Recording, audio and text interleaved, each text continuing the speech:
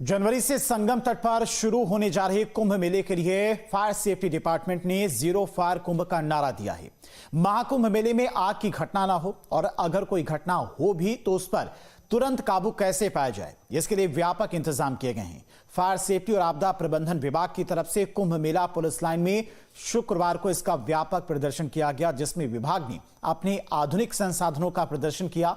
देखिए रिपोर्ट।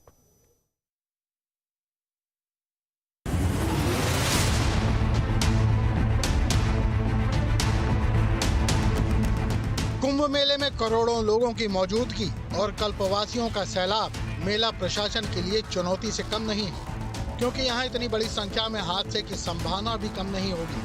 अगर कहीं आग लग जाए तो ऐसे में क्या फायर सेफ्टी विभाग और आपदा प्रबंधन विभाग तैयार है? इसे जानने के लिए मेला क्षेत्र में मॉक ड्रिल की गई। टेंट में आग लगी तो मौके पर ही कुछ ही पलों में दमकल और आपदा प्रबंधन विभाग की टीमें पहुँच गयी। कुंभ मेला क्षेत्र में फायर सेफ्टी डिपार्टमेंट की तरफ से ये डेमोन्स्ट्रेशन किया जा रहा है और ये दिखाया जा रहा है कि किस तरह से एक शिविर में आग लगी है और यहाँ पर अग्निशमन विभाग के जो कमांडोज हैं, जो कर्मचारी हैं, वो यहाँ पर पहुँचे हैं आग बुझाने के लिए। और उनके पास कितने तरह के इक्विपमेंट्स हैं, किस किस तरह की गाड़ियाँ हैं, किस किस तरह से व्हीकल्स हैं, और ये आग जो है ये बुझाने के लिए उनके पास जो कह सकते हैं कि सकरा रास्ता है, कहीं पे टेंट्स में जाना है, किसी के घर के अंदर जाना है, तो हर तरह के इक्विपमेंट्स, हर तरह की सुविधाएं हैं।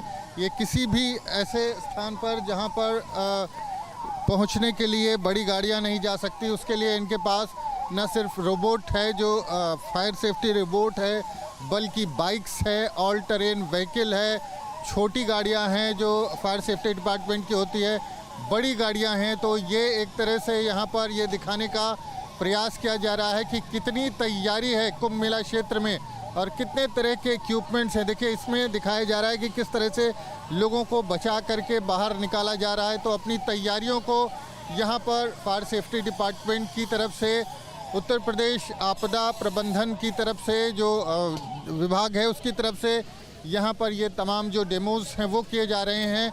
और यहाँ पर पुलिस लाइन के अंदर ये सारी जो ड्रिल है वो आज किया जा रहा है। कुंभ मेले से पहले ये प्रयास किया जा रहा है कि तैयारियाँ जो हैं उसको दिखाया जाए कि कितनी तैयारियाँ की गई हैं। और यहाँ पर जो देश में उपलब्ध किसी भी तरह के जो इक्विपमेंट्स हैं, व्हीकल्स हैं, जो फायर सेफ्टी डिपार्टमेंट के पास जो गाड़ियाँ हैं, बड़ी गाड़ियाँ हैं और जो रोबोट्स हैं, वो सारी चीज़ तो कह सकते हैं कि फायर सेफ्टी डिपार्टमेंट का फुल डेमो है। ये जितने तरह के इक्विपमेंट्स, जितनी तरह के संसाधन उनके पास हैं, सबका प्रदर्शन यहाँ पर किया जा रहा है। और ये भी दिखाया जा रहा है कि कितनी तैयारी जो है यहाँ पर फायर सेफ्टी डिपार्टमेंट की तरफ से की गई है, पानी की व्यवस्था कैसे है।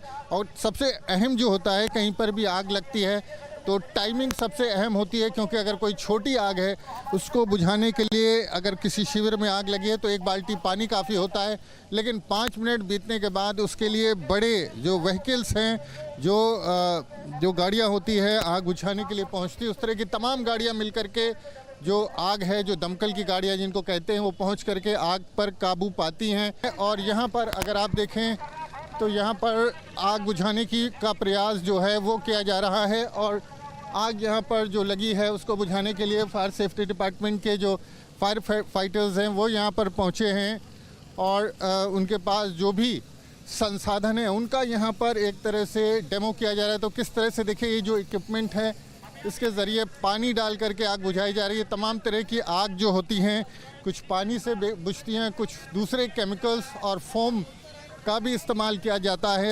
तो आप देखें यहाँ पर ये गैस लीकेज का डेमो किया जा रहा है और किस तरह से जो गैस है वो लीक होती है। और यहाँ पर देखिए, ये फायर फाइटर्स पहुँचे हैं और उसको जो सिलेंडर जो लीक कर रहा है उससे किस तरह से वो निपटेंगे और उसको दिखाने की कोशिश की गई है। जो फायर फाइटर्स हैं वो न सिर्फ लोगों को रेस्क्यू कर रहे हैं, मौके से हटा रहे हैं, बल्कि जो लीकेज है, जो आग है, उस पर भी कंट्रोल कर रहे हैं। अधिकारियों के मुताबिक अधिकतर शॉर्ट सर्किट की घटनाएं मेले में देखी जाती हैं, जिसके लिए बिजली वायरिंग पर जोर दिया जा रहा है। क्योंकि मेजॉरिटी ऑफ द फायर ये इलेक्ट्रिकल शॉर्ट सर्किट की वजह से लगती है, तो हम लोगों ने 53 ऐसी टीमें इलेक्ट्रिकल डिपार्टमेंट के साथ और जो एक्चुअल में बिजली मिस्त्री हैं उनके साथ मिल कर के बना रखा है। और जो भी इलेक्ट्रिफिकेशन हो रहा है उनको पहले से ही बता रहे हैं, और जो ग्राउंड पे वर्क वो कर रहे हैं उसका ऑडिट कर रहे हैं, और जो कमियां मिल रही हैं उसको देन एंड देयर हम लोग जो है ठीक करते चल रहे हैं कि कंड्यूट पाइप के अंदर वायरिंग हो, कनेक्टर से तारों को जोड़ा जाए, एमसीवी लगी हो, करेक्ट रेटिंग के तार हों, कॉपर के वायर हों, ये जितने भी प्रिकॉशंस हो सकते हैं वो बढ़ते जा रहे हैं। हीटर गैस चूल्हे की वजह से भी अक्सर कल्पवासियों के टेंट में आग लग जाती है। ऐसे में विभाग लोगों में जागरूकता फैलाएगा। एक्सट्रीम कोल्ड क्लाइमेटिक कंडीशन रहेंगी तो अलाव, कंडी, लकड़ी, गैस, हीटर, गीज़र ये सब चलेगा। तो हर दर्शनार्थी के लिए, पब्लिक के लिए हम लोग पैम्पलेट्स बना रहे हैं, और उसमें क्या करें क्या ना करें ये उनको बताया जा रहा है। सर, इस तरह के पैम्पलेट्स जो है ये अवेयरनेस के लिए लोगों को दिए जाते हैं? हाँ, ये इनको दिया गया है, और ये हम लोग हर कल्पवासी के पास जाएंगे, हर टेंट में जाएंगे, छोटे बड़े पंडाल में जाएंगे कि आग को कैसे लगने ही ना दिया जाए। अधिकारियों ने भरोसा दिलाया कि इस तरह से फायर स्टेशन बनाए गए हैं कि घटना के 2-3 मिनट में ही गाड़ियां मौके पर पहुंच सकती हैं। पूरा मेला क्षेत्र 4000 हेक्टेयर का है। हम इसमें 50 फायर स्टेशन और 20 फायर चौकियां बना रहे हैं, और हमारा जो एक फायर स्टेशन का एरिया ऑफ रिस्पॉन्सिबिलिटी होगी वो मैक्सिमम 700-800 मीटर की होगी। तो अगर मिड में फायर स्टेशन स्थापित है तो उसको 400-500 मीटर ज़्यादा नहीं चलना होगा, तो वो हम 2 से 3 मिनट में 20 किलोमीटर प्रति घंटा की रफ्तार से भी ट्रेवल करके उसको पहुंच सकते हैं। इतना ही नहीं, 4000 वाटर हाइड्रेंट मेले में लगाए जा रहे हैं। इसके अलावा विभाग के पास आधुनिक वाहन भी मौजूद हैं जो आग बुझाने में सक्षम हैं। ये multi disaster response vehicle I है, एडवांस रेस्क्यू टेंडर आया, ऑल टेरेन व्हीकल आई है, फायर फाइटिंग बोट्स भी आई हैं, और भी तरह तरह के, जैसे आपने अभी देखा कि एक जो है वाटर वॉल बना दी गई कि आग को टेंटों में बढ़ने ना दे। टेंट को कैसे, अगर कहीं पे आग लग गई है और हवा भी चल गई है तो कैसे आग आगे ना बढ़े, उसको कंट्रोल करने के लिए जो भी इक्विपमेंट्स होता है वो हम लोग के पास हैं, और उसको हम लोग इस्तेमाल करेंगे। तो किस तरह से इस्तेमाल होगा कुंभ मेला क्षेत्र में? जो व्हीकल्स हैं, जो फायर वॉल है उसको जो वाटर वॉल है उसको तैयार किया गया है। जो व्हीकल्स की बात कर लें तो जितनी भी रेंज देश में उपलब्ध है सारी रेंज यहाँ पर आपको देखने को मिलेंगी। छोटे रोबोट से लेकर के जो मल्टी डिज़ास्टर व्हीकल होती है वो भी यहाँ पर उपलब्ध है। तो हर तरह से जो फायर डिपार्टमेंट है उसकी तैयारी पूरी है और किसी भी स्थिति से निपटने में वो सक्षम है। प्रयागराज से वीडियो जर्नलिस्ट विजेंद्र कुमार के साथ मानवेंद्र प्रताप सिंह, न्यूज़ स्टेट, उत्तर प्रदेश। प्रयागराज की कुंभ मेले में लगातार देश भर से संत महात्मा और अखाड़ों का आगमन जारी है। इसी क्रम में आवाहन अखाड़े के शिविर में श्री महंत इंद्रगिरी महाराज ने पहुंचकर सबको चौंका दिया। श्री महंत इंद्रगिरी के आने से क्यों लोग चौंक रहे हैं, क्या है इनका संकल्प और क्यों टूटी सांसों के बावजूद हरियाणा से संगम की धरती पर आए हैं बाबा, देखिए रिपोर्ट।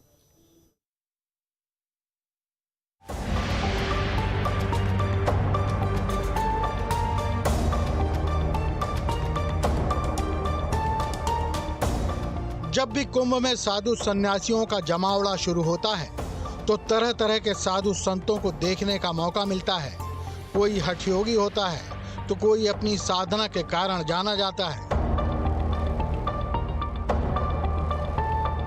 प्रयागराज में आवाहन अखाड़े के शिविर में हरियाणा के हिसार से ऐसे ही एक बाबा पहुंचे हैं, श्री महंत इंद्रगिरी जी, जो अकेले नहीं आए हैं बल्कि अपने साथ ऑक्सीजन का सिलेंडर भी लाए हैं, जिसके बिना वो एक पल भी सांस नहीं ले सकते, क्योंकि श्री महंत इंद्रगिरी के दोनों फेफड़े 97% तक खराब हो चुके हैं और उनकी सांसें पूरी तरह से ऑक्सीजन सिलेंडर पर निर्भर हैं। कुंभ मेला क्षेत्र में आवाहन अखाड़े के शिविर में हरियाणा से महाराज इंद्रपुरी श्री महंत जी का आगमन हो चुका है और वो आप हमारे साथ मौजूद हैं। आप देखें तो उनको ऑक्सीजन का सिलेंडर लगा हुआ है और आमतौर पर इस हालत में कोई आईसीयू में होता है, लेकिन महाराज जी जो है वो हठ योगी हैं और उन्होंने कहा कि वो कुंभ में जाएंगे। तो इस अवस्था में भी वो कुंभ मेला क्षेत्र में आ चुके हैं और यहाँ पर आवाहन अखाड़े के शिविर में मौजूद हैं। दरअसल जो महाराज जी हैं, महाराज जी को का जो लंग्स है वो डैमेज हो गया था, तबीयत खराब हो गई थी और उसके चलते बुखार आने के बाद उनको जो लंग्स है उसमें समस्या हो गई थी। बाद में उनका ऑपरेशन भी हुआ लेकिन वो पूरी तरह से ठीक नहीं हो पाए। तो इस अवस्था में भी वो कुंभ मेला क्षेत्र में पहुंचे। उनसे बात करते हैं। महाराज जी, आपकी जो सेहत है वो काफ़ी ख़राब हो गई थी, उसके बाद भी आप कुंभ मेला क्षेत्र में आए, क्या कहेंगे? तो ये हरिद्वार से जो है चला हुआ है कोरोना काल से, और अभी गुरु महाराज गजानंद की कृपा से सब कुछ ठीक है और कुंभ मेला पूर्ण कुंभ मेला करके जाने का विचार है। डॉक्टर लोग तो नाटे हुए हैं, मना करा हुआ है, फिर भी हम आए अपने गजानंद बाबा की कृपा से और पूरा तीनों स्नान करके जाने का विचार है। टूटती उखड़ती सांसों के साथ श्री महंत के कुंभ और सनातन के प्रेम को देखकर हर कोई उनके सामने नतमस्तक हो जाता है। दोनों फेफड़े खराब होने के बाद श्री महंत को 4 साल पहले ही डॉक्टरों ने सलाह दी थी कि वह आश्रम से बाहर न जाएं, लेकिन महंत ने अपनी इच्छा शक्ति और आस्था के बल पर महाकुंभ में आने का फैसला कर लिया। इस हालत में होने के बाद भी उन्होंने किसी परंपरा को नहीं छोड़ा। वे आवाहन अखाड़े में पहुंचने वाले एक एक शख्स को पूछ कर पंगत में बैठाते हैं और भोग प्रसाद लेने के बाद उन्हें दक्षिणा भी अपने हाथों से देते हैं। तो पूरे मन से यहाँ पर हैं, लोगों को यहाँ पर भंडारा चला रहे हैं, लोगों को भोजन करा रहे हैं और जो भी यहाँ पर जो परंपराएं हैं उनका पालन कर रहे हैं। पालन करना पड़ता ना, गुरु महाराज की आदिगुरु शंकराचार्य की बनाई हुई संस्था है, उसको निभाना पड़ता है। निभाते हुए अपना चल रहे हैं अपना गुरु महाराज की कृपा से। हिसार हरियाणा से आए इंद्रगिरी 4 दशक से आह्वान अखाड़े का एक महत्वपूर्ण अंग है। हमसे बात करते हुए भी एक बार बाबा की तबीयत खराब हो गई।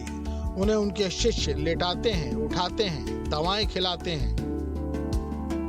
कोई दिक्कत अचानक हो जाती है तो क्या करेंगे? ऐसे अचानक हो जाते तो अपने दवाई वगैरह सब कुछ ले रहे हैं साथ में, सुबह इंजेक्शन वगैरह दवाई वगैरह सब साथ में है। हाँ, कोई दिक्कत नहीं है, गुरु महाराज की दया रहेगी, कोई दिक्कत नहीं आएगी। इंद्रगिरी साल 2020 से ही पंच अग्नि धुनी तपस्या करते हैं। इस तपस्या में चारों तरफ अग्निकुंड बनाए जाते हैं जिसमें आग जलती रहती है। बीच में साधक को बैठना पड़ता है और साधक अपने सिर पर भी मिट्टी के बर्तन में अग्नि को रखता है। ये वो समय रहता है जब तपस्या के कारण साधक का शरीर सामान्य से कहीं अधिक गर्म हो जाता है, जिसे कंट्रोल करना पड़ता है। इंद्रगिरी साल 2000 में भी 5 तरफ कंडों से बने हवन कुंड के बीच बैठकर तपस्या कर रहे थे। इस बीच उनके एक शिष्य ने अनजाने में उनके शरीर पर बाल्टी भर पानी डाल दिया, जिसके बाद उन्हें बुखार आ गया और उनकी तबीयत खराब हो गई। उसके बाद उनके दोनों फेफड़े खराब हो गए। महाराज की दया रहेगी तो कोई दिक्कत नहीं आएगी, लेकिन आप लगातार दशकों से पंचधूनी तपस्या करते आए हैं और पंचधूनी तपस्या जो होती है उसमें एक जो साधक होता है उसके 5 तरफ हवन कुंड होते हैं बड़े बड़े, और उसमें बैठकर भीषण गर्मी में जो है वो तपस्या करनी होती है। और उसी दौरान महाराज जी क्या घटना हो गई थी जिससे आपकी तबीयत खराब? ये तो पानी गिरने से हुई थी। पानी गिरने से होने के बाद में दिक्कत हुई। फिर भी हम तपस्या करते रहे, हमने तपस्या बंद नहीं करी। किसी ने पानी डाल दिया था आपको, शरीर जो है बहुत गर्म था, 50 डिग्री से ज़्यादा टेम्परेचर था, उसमें किसी ने आपके शरीर पर पानी डाल दिया। हाँ, उसकी फिर अभी ठीक है, कोई दिक्कत नहीं है, गुरु महाराज की दया से सब कुछ ठीक रहेगा। श्री महंत इंद्रगिरी 1989 से लगातार कुंभ मेले में आ रहे हैं। वो हर साल अपने शिविर में अपनी देखरेख में भंडारा चलाते हैं। बाबा कहते हैं प्रयागराज के संगम तट पर कुंभ मेले में उनके प्राण भी चले जाएं तो उनके लिए मोक्ष के द्वार खुल जाएंगे। क्या संकल्प है महाराज जी, क्या संकल्प लेके आए हैं? संकल्प क्या, अपना कुंभ मेला करने लिए आए, परंपरा है अपनी निभा के चलेंगे। परंपरा है उसको पूरा निभाएंगे? निभाएंगे, निभा के चलना है जी। तो परंपरा को पूरी तरह से निभाएंगे। और यहाँ पर अगर आप देखें तो श्री महंत इंद्रपुरी जी हैं और इस अवस्था में भी वो कुंभ मेले में आए हैं और ये उनकी इच्छा शक्ति कहें या फिर उनका संकल्प कहें या फिर जिस तरह से उन्होंने बताया कि गुरु महाराज की कृपा है, गुरु महाराज की कृपा से वे यहाँ पर पहुँचे हैं और कह रहे हैं कि तीनों जो शाही स्नान है उसको करके जाएंगे। हालांकि डॉक्टर्स ने उनको मना किया हुआ है चलने फिरने को भी मना किया है। वो यहाँ पर जो है अपने स्थान पर मौजूद रहते हैं और बाकायदा एक एक व्यक्ति जो इस छावनी में आता है उसका ध्यान रखते हैं, उसको भोजन कराते हैं और उसको यहाँ से विदा करते हैं। तो जो सारी परंपराएं हैं उनको निभा रहे हैं। डॉक्टर्स के मना करने के बाद भी जो है वो यहाँ पर मौजूद है। तो ये सनातन में ही जो हठ योग है उसकी एक मिसाल है कि किस तरह से भले ही प्राणों पे संकट हो, तबीयत ज़्यादा खराब हो, लेकिन लोग अपनी परंपराओं का, अपनी जो आस्था है उसका पूरे हृदय से पालन करते हैं। प्रयागराज से वीडियो जर्नलिस्ट विजेंद्र कुमार के साथ मानवेंद्र प्रताप सिंह, न्यूज़ स्टेट, उत्तर प्रदेश। कुंभ मेले में देश के कोने कोने से बाबाओं के आने का सिलसिला जारी है। कोई बाबा लग्जरी गाड़ियों से पहुंच रहा है तो कोई साइकिल से। ऐसे में एक ऐसे बाबा का आगमन भी हुआ है जिन्हें लोग तिरंगा बाबा के नाम से जानते हैं। कौन है तिरंगा बाबा, क्या है इनकी खूबी, देखिए। प्रयागराज के कुंभ मेला क्षेत्र में कुंभ मेले की शुरुआत से पहले साधु संतों के आने का सिलसिला लगातार जारी है और जितने संत आपको यहाँ पर मिलेंगे सबकी कोई अलग कहानी आपको सुनने को मिलेगी। ऐसे ही एक बाबा है जो यहाँ पर धुनी रमा कर बैठे हैं और ये बाबा, इनकी खूबी ये है कि ये तिरंगा जो है, तिरंगा अपने जहाँ पर ये मौजूद हैं, इन्होंने तिरंगे को यहाँ स्थापित किया हुआ है और बाकायदा हमने देखा कि उसकी पूजा भी कर रहे हैं, पुष्प चढ़ाए हुए हैं, दीप दिखाया उनको, अगरबत्ती दिखाई है। तो बाबा से हम बात करते हैं। बाबा ये बताएं कि तमाम साधु संत तो देवी देवताओं को स्थापित करते हैं, उनकी पूजा करते हैं, उनके इष्ट देव होते हैं। आप तिरंगा यहाँ पर आपने क्यों लगा रखा है? ये बाबूजी, ये अपने हिंदुस्तान की शान है। ये सबसे राष्ट्रीय ध्वज, इसका नाम रखा है राष्ट्रीय ध्वज। राष्ट्रीय ध्वज के नाम से ये सभी अपने देश, मिलिट्री, सीआरपी, बीएसएफ, सरकारी सब तिरंगे से सलूट, इसको पूजन करती है। सुबह आप भी तिरंगे का पूजन? कुछ गणतंत्र दिवस होया, 26 जनवरी हुई, तो ये तिरंगे का बड़ा महत्व होता है। इस तिरंगे का बहुत ही महत्व माना जाता है। गणतंत्र दिवस सन 1947, 26 जनवरी सन 1950, तो इसके लिए तिरंगा राष्ट्रीय ध्वज हिंदुस्तान हमारा। अच्छा बाबा, आप किसी अखाड़े से जुड़े हुए हैं, किसी मठ से जुड़े हुए हैं? हाँ, निर्मोही अखाड़ा है, चित्रकूट धाम, चित्रकूट निर्मोही अखाड़ा से जुड़े हैं हम जी। तो तिरंगे की पूजा करते हैं? तिरंगा, यहाँ तिरंगा ये अपना शान है, अपने देश की शान है। हमारी शान नहीं है ये, हमारी नहीं है ये पूरे देश की शान है ये। क्या संदेश देना चाहते हैं कि सनातन धर्म में जो साधु संत होते हैं वो राष्ट्र को भी, उनके दृष्टिकोण में राष्ट्र की भी वही महत्व होता है जो देवी देवताओं को जिस तरह पूजा जाता है? ये बाबूजी परंपरा देखो सभी की अपनी अलग अलग होती हैं जी। को किसी से है, को किसी से है, को किसी से है, को पूजा किसी से करे, को किसी से।